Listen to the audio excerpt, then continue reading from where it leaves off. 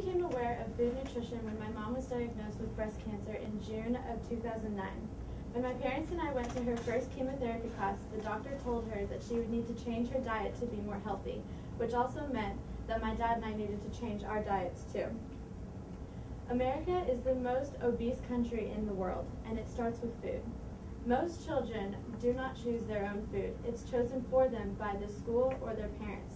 And most children also do not know that chicken doesn't look like little squares or dinosaurs or stars.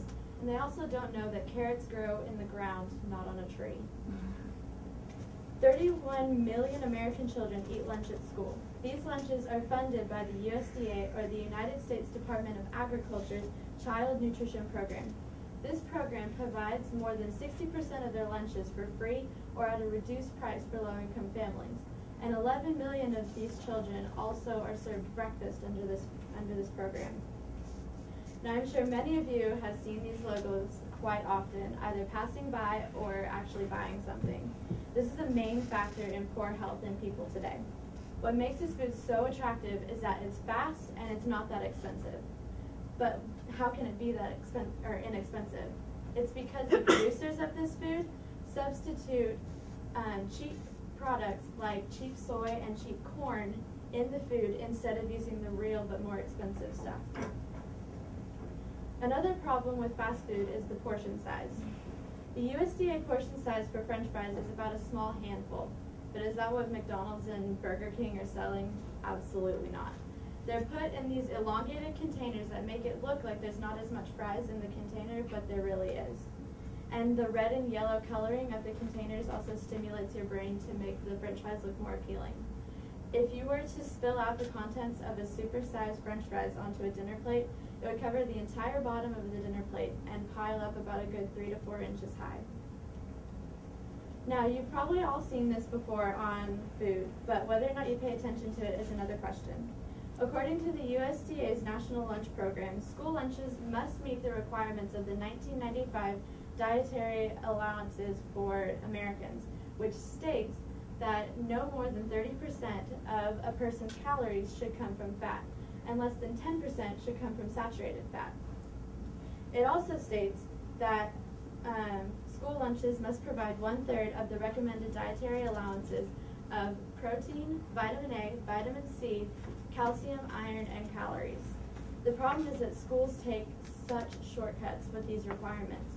For example, French fries are considered a vegetable. The National School Lunch Program I mentioned earlier spends $8 billion feeding 30 million kids each year. The United States spends $110 billion on fast food, $100 billion on diet aids, but only $50 billion on vegetables.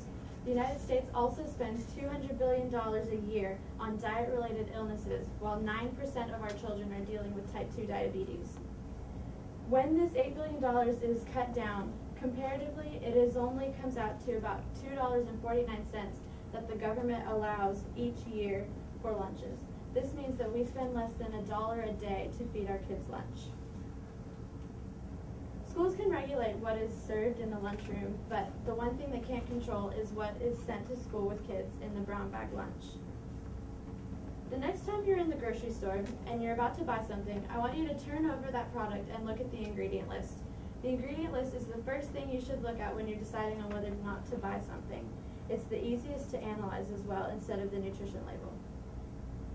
When you're looking at the ingredient list, the first thing to look at is the length of the ingredient list. If the length of the ingredient list is almost half as long as the nutrition label, put it down.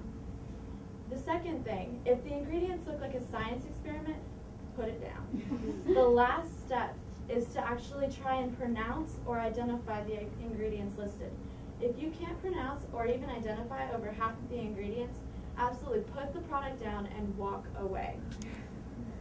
In most processed foods, there are so many herbicides, pesticides, antibiotics, and hormones stuffed inside.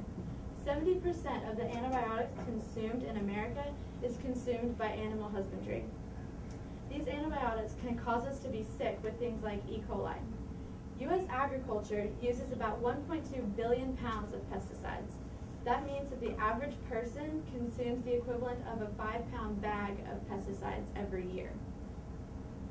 The USDA is absolutely fine with this. They actually released an ad in 1947 in Time magazine that said, DDT is good for me, and DDT is a pesticide that kills destructive insect pests. The truth is that 1 out of 3 Americans is obese. That is 72 million people. And this generation of children is the first generation that will die at a younger age than their parents due to obesity-related bad health. The federal government reimburses a school a flat rate of 25 cents per meal and $2.68 for the reduced price or free meals. But the thing is that only $1 of this will be used to buy food.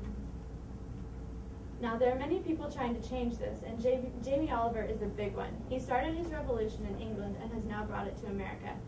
He has come up with this petition to change school lunches.